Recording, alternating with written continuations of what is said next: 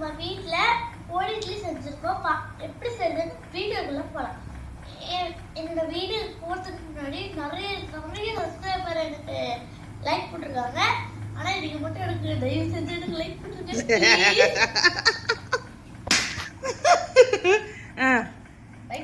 சரி, ரெசிபி சொல்லு.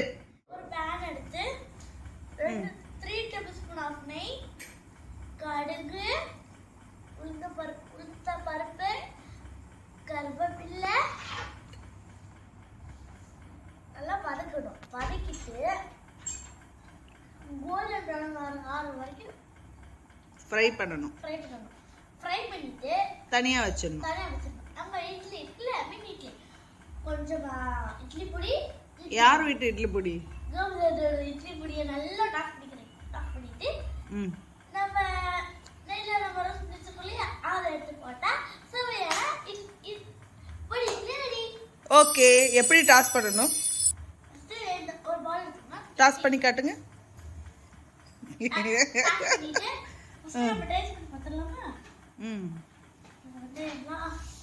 வாவ், சாப்பிட்டு